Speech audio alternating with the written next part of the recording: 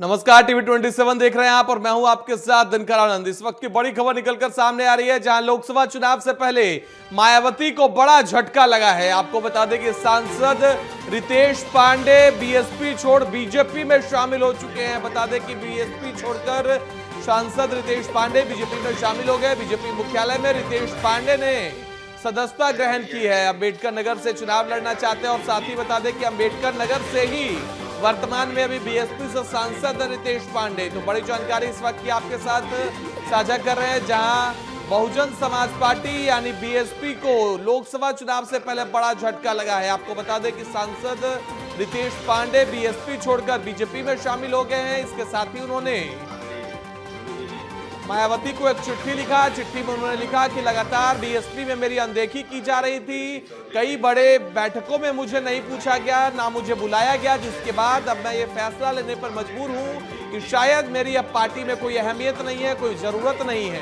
पर आज बीएसपी छोड़कर बीजेपी में शामिल हुए हैं रितेश पांडे। आपको बता दें, इस दौरान deputy CM Brajesh Pathak, BJP प्रदेश अध्यक्ष भूपेंद्र चौधरी लखनऊ बीजेपी मुख्यालय में मौजूद रहे और उन्हें सदस्यता दिलाई।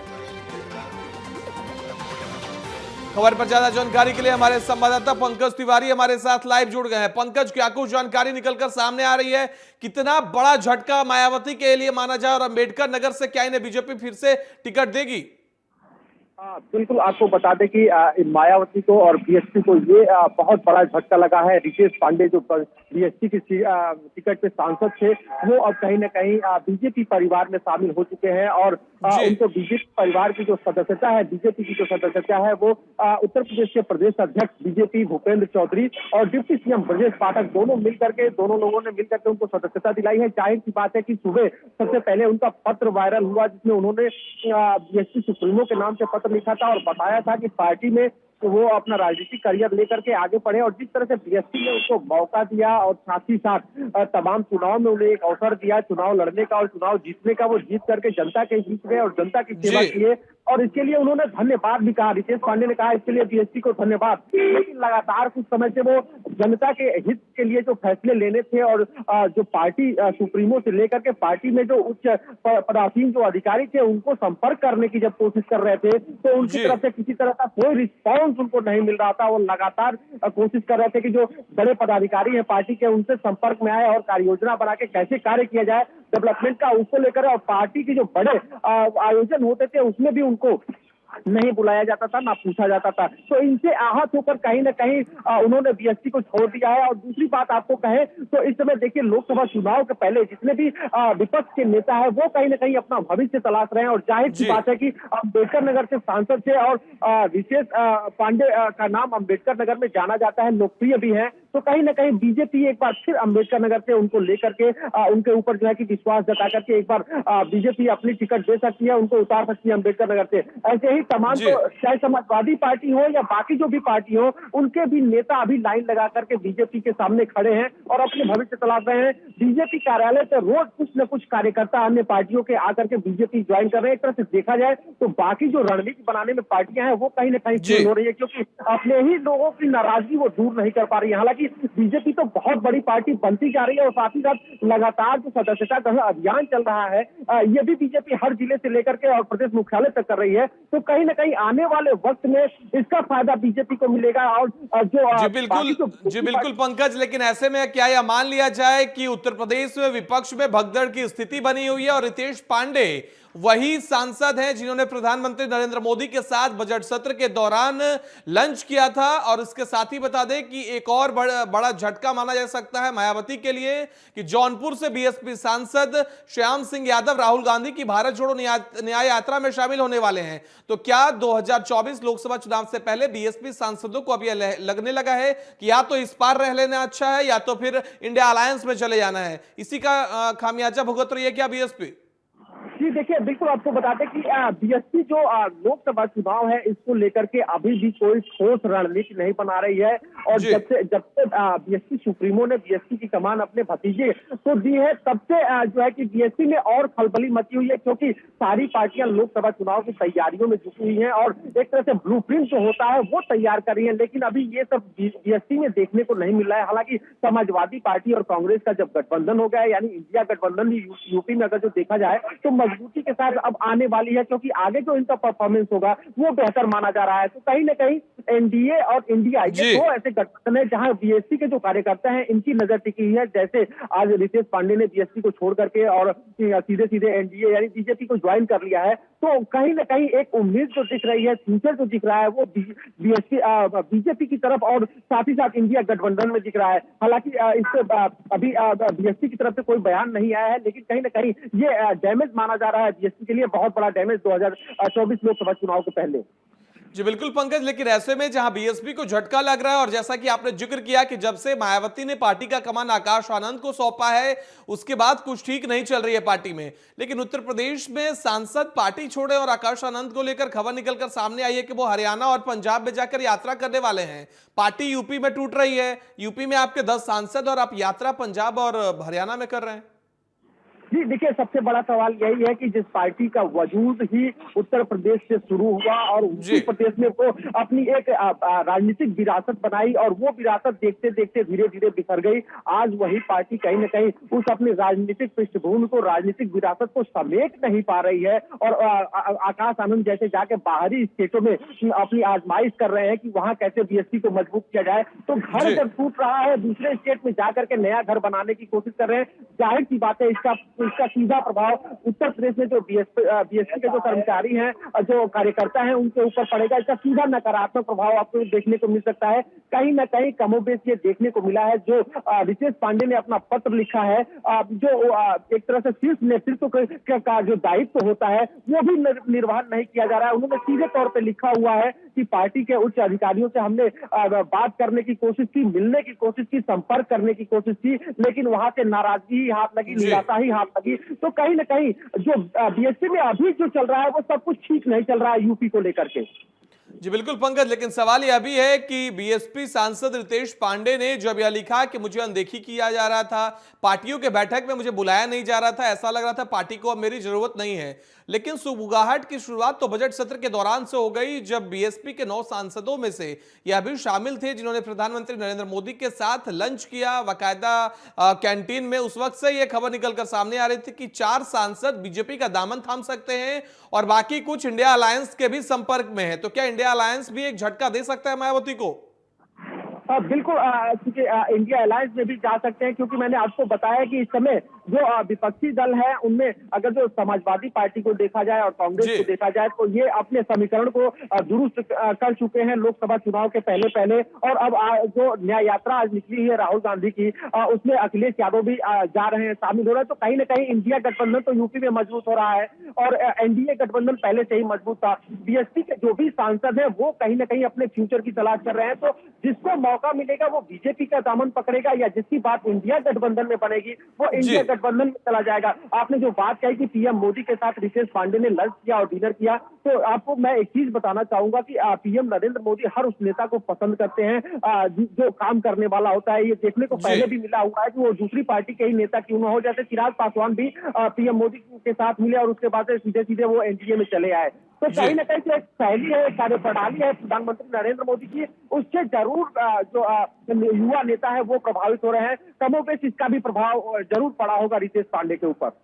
बिल्कुल पंकज, लेकिन एक सवाल यह भी है कि क्या बीएसपी सांसदों के अंदर यह समझ आने लगा कि 2024 के लोकसभा चुनाव अगर जीतना है, अगर फिर से दोबारा संसद में पहुंचना है, तो या तो आप एनडीए के अलायंस में पहुंचिए या तो इंडिया अलायंस में पहुंचिए, क्योंकि बीएसपी ग्राउंड पर एक्टिव नहीं है जैसा कि आपने लगातार बताया। और जब से आकाश आनंद को पूरी वागडोर सौंपी गई है, आकाश आनंद भी एक्टिव ग्राउंड पर नहीं दिख रहे हैं। तो बीएसपी के बचे हुए जितने सांसद हैं, क्या उनमें भी अभी फूट पड़ती हुई दिखाई देगी? मायावती को लगातार ऐसे झटके दिखेंगे 24 के लोकसभा चुनाव से पहले?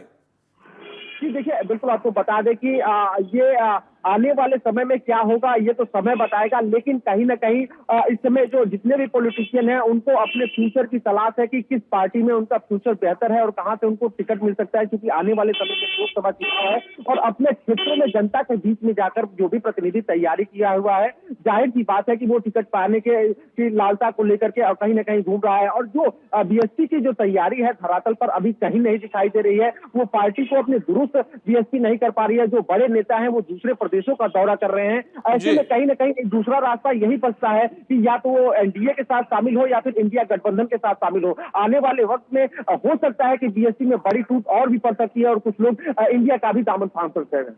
जी बिल्कुल, बहुत बहुत धन्यवाद पंकज हमारे साथ जुड़ने के लिए और ज्यादा जानकारी देने के लिए।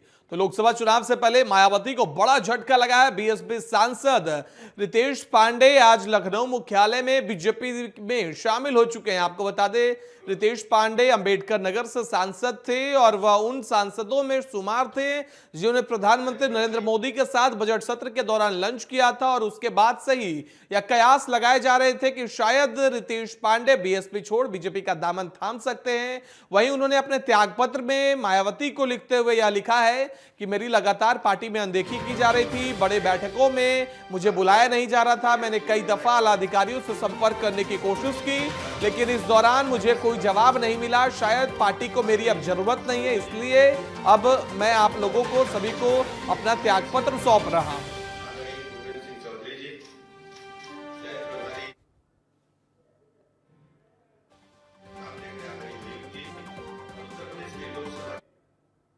उत्तर प्रदेश के कौशाम्बी से इस वक्त की बड़ी खबर निकलकर सामने आ रही है, जहां पटाखा फैक्ट्री में बड़ा धमाका हुआ है। तो कौशाम्बी से इस वक्त की बड़ी खबर आपके साथ साझा कर रहे हैं, जहां फैक्ट्री में ब्लास्ट से 4 लोगों की मौत हो चुकी है। कौशाम्बी का यह पूरा मामला है, जहां पटाखा फैक्ट्री में बड़ा धमाका हुआ। हादसे में 18 लोग झुलस गए हैं और घायल बताए जा रहे हैं। तो बड़ी जानकारी इस वक्त की आपके साथ साझा कर रहे हैं कौशाम्बी से, जहां पटाखा फैक्ट्री में धमाका हुआ है। आपको बता दें कि इस हादसे में 4 लोगों की मौत हो गई, वहीं 18 लोग झुलस गए हैं। तो कौशाम्बी की यह खबर आपके साथ साझा कर रहे हैं, जहां पटाखा फैक्ट्री में भीषण धमाका हुआ। फैक्ट्री में ब्लास्ट से 4 लोगों की मौत हुई है, 18 लोग झुलस गए हैं। तो बड़ी जानकारी, मौके पर राहत बचाव का कार्य जारी है। फिलहाल आपको बता दें कि मौके पर रेस्क्यू टीम पहुंच चुकी है और राहत बचाव का कार्य जारी है। कौशाम्बी के पटाखा फैक्ट्री का पूरा मामला आपके साथ साझा कर रहे हैं, जहां कौशाम्बी के पटाखा फैक्ट्री में बड़ा धमाका देखने को मिला है। फैक्ट्री में ब्लास्ट से 4 लोगों की मौत हुई है। बड़ी जानकारी इस वक्त की, मौके पर राहत बचाव का कार्य जारी है। बड़ी जानकारी कौशाम्बी से इस वक्त की आपके साथ साझा कर रहे हैं, जहां पटाखा फैक्ट्री में धमाका हुआ है। धमाके से 4 लोगों की मौत हुई है, वहीं 18 लोग झुलस गए हैं, घायल बताए जा रहे हैं।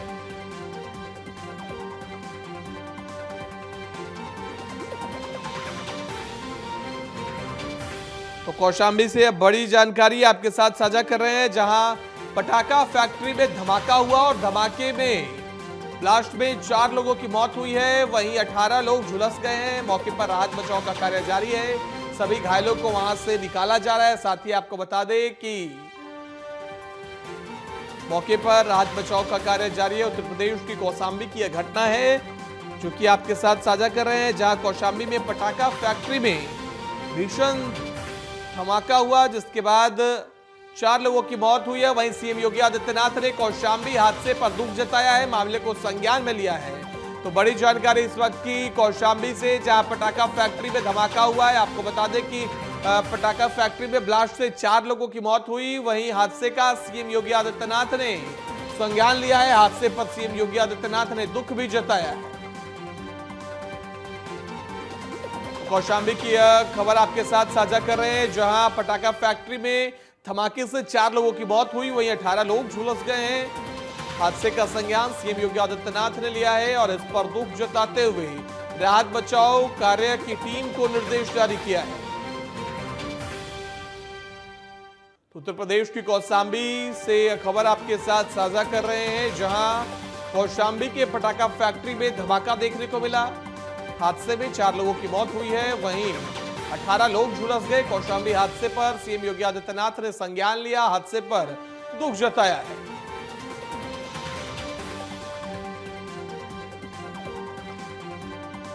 बड़ी जानकारी इस वक्त की आपके साथ साझा कर रहे हैं। उत्तर प्रदेश के कौशाम्बी के पटाखा फैक्ट्री में धमाका हुआ। पटाखा फैक्ट्री में ब्लास्ट से 4 लोगों की मौत हुई है, वहीं 18 लोग झुलस गए हैं। कौशाम्बी हादसे का मुख्यमंत्री योगी आदित्यनाथ ने संज्ञान लिया। सीएम योगी आदित्यनाथ ने कौशाम्बी के पटाखा फैक्ट्री हादसे पर दुख जताया है।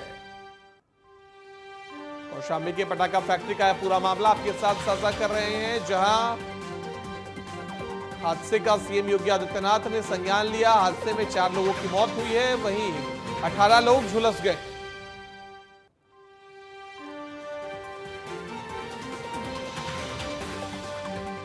खबर पर ज्यादा जानकारी के लिए हमारे संवाददाता अमरिंद्र प्रताप सिंह फोन लाइन पे हमारे साथ जुड़ गए। अमरिंद्र, क्या कुछ पूरी जानकारी निकलकर सामने आ रही है? पटाखा फैक्ट्री में भीषण धमाका हुआ है और 4 लोगों की मौत हुई है। देखिए, अभी तक जो जानकारी है उसके अनुसार 4 से 5 लोगों की मृत्यु बताई जा रही है और इसके अलावा 1.5 दर्जन के आसपास लोग और हैं जो झुलसे हुए हैं। कुछ लोग अभी फंसे हैं उसके अंदर, जिनको निकालने की कोशिश हो रही है। और एक बहुत भयानक, बहुत भीषण किस्म का हादसा है ये। निश्चित रूप से आसपास भी इससे कुछ नुकसान की आशंका जताई जा रही है और अभी लगातार वहां पर जो भी राहत कार्य हो सकता है, जो भी, क्योंकि पटाखा फैक्ट्री है तो ऐसे में राहत और बचाव कार्य भी इतनी आसानी से नहीं हो पा रहे हैं, लेकिन बावजूद उसके जो संसाधन वहां पर उपयोग में लिए जा सकते हैं, जिन जिन संसाधनों को उपयोग में लिया जा सकता है उनको उपयोग में लेके और जिंदगियां बचाने का प्रयास चल रहा है फिलहाल। जी बिल्कुल, बहुत बहुत धन्यवाद अमरिंद्र हमारे साथ जुड़ने के लिए और ज्यादा जानकारी देने के लिए।